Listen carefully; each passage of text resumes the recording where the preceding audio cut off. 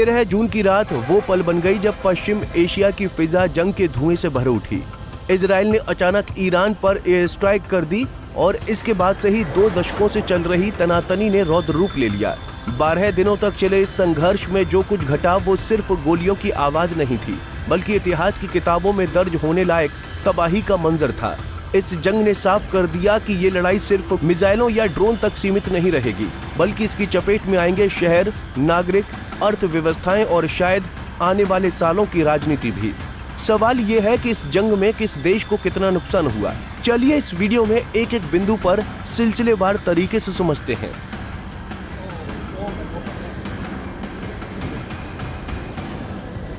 दरअसल इजराइल के operation rising line ने ईरान की नींव हिलाकर रख दी। 13 जून को शुरू हुए इस गुप्त सैन्य अभियान में इजराइल ने ईरान के कई प्रमुख सैन्य और परमाणु ठिकानों को निशाना बनाया। रिपोर्ट्स के अनुसार इन हमलों में ईरान के कम से कम 200 सैनिक मारे गए। इनमें रिवॉल्यूशनरी गार्ड के वरिष्ठ अधिकारी और तकनीकी विशेषज्ञ भी शामिल थे। इसके अलावा कई टॉप साइंटिस्ट की भी मौत हुई, जिससे ईरान के न्यूक्लियर प्रोग्राम को भारी झटका लगा। राजधानी तेहरान से हजारों लोग जान बचाकर उत्तर की ओर पलायन कर गए। युद्ध में ईरान को कितना नुकसान हुआ? मानव अधिकार संगठनों की माने तो कुल मिलाकर 950 से ज्यादा ईरानी नागरिक और सैनिक मारे गए हैं। इनमें 380 से ज्यादा आम नागरिक हैं, जबकि 250 से अधिक सुरक्षा बलों के जवान भी शामिल हैं। वहीं ईरान के स्वास्थ्य मंत्रालय ने कहा कि करीब 400 लोग मारे गए और 3000 से अधिक घायल हुए हैं। हालांकि सरकार द्वारा जारी आंकड़े अक्सर कम करके बताए जाते हैं। इस जंग में ईरान के कई अहम सैन्य कमांडरों की मौत हुई है, जो आगे चलकर उसकी सैन्य रणनीति को कमजोर कर सकती है। आर्थिक मोर्चे पर ईरान को सबसे बड़ा झटका उसके तेल और गैस क्षेत्र को लगा है। युद्ध से पहले जहां उसकी जीडीपी ग्रोथ 3.5% थी, वहीं अब ये घटकर महज 0.3% रह गई है। ईरान की अर्थव्यवस्था का लगभग 8% हिस्सा तेल और गैस निर्यात पर निर्भर है। इजरायली हमलों से उसकी 3 प्रमुख रिफाइनरियों को नुकसान पहुंचा है।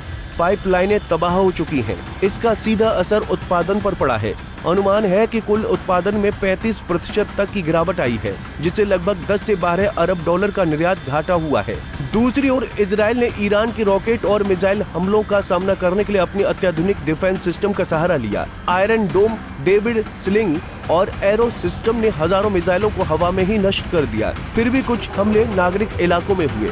रमात अविव, बेट याम और तेल अविव जैसे शहरों में 25 से अधिक लोगों की मौत हुई है और 200 से ज्यादा लोग घायल हुए। अस्पतालों, रिहायशी इमारतों और इंफ्रास्ट्रक्चर को गंभीर नुकसान हुआ है। हजारों लोग बेघर हो गए हैं और कई इलाकों में आपात जैसे हालात हैं। ईरानी हमलों में वीज़मैन इंस्टीट्यूट ऑफ साइंस को हुआ नुकसान इजराइल के लिए एक बड़ा झटका माना जा रहा है। यहाँ चल रही रिसर्च और वैज्ञानिक परियोजनाएं इजराइल की रक्षा और तकनीकी क्षमता की रीढ़ मानी जाती थीं।